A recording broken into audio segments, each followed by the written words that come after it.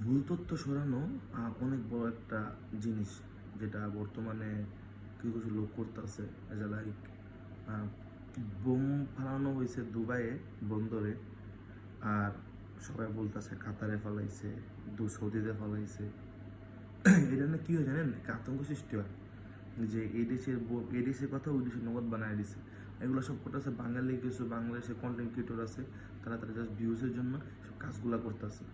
এগুলোর জন্য একটা প্রবাসী যে ফ্যামিলি থাকে, তারপরে কী পরিমাণ একটা চাপ সৃষ্টি হয়, এরা যাদের ফ্যামিলি থেকে কল আসে একমাত্র তারাই জানে।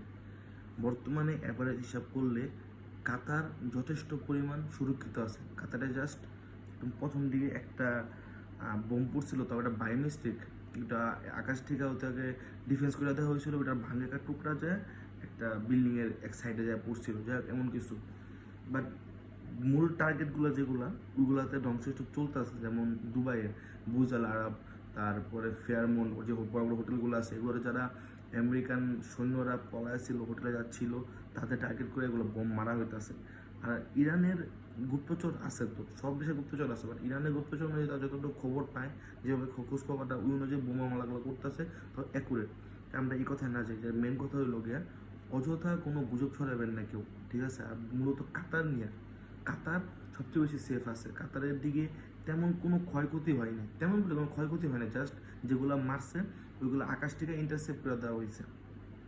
অন্যান্য জায়গায় যে দেখছেন যেগুলো, ওইগুলোর তুলনায় কাতারে বর্তমানে অনেক ভালো আছে। কাতার যেগুলো মারছে ওইগুলো মার্কিন ঘাঁটির দিকে মারছে, যেদিকে বাঙালিরা খুব কম পরিমাণে থাকে, অর্থাৎ কারো বাড়ি উদ্দেশ্য করে কোনো জায়গায় মারা হয় না।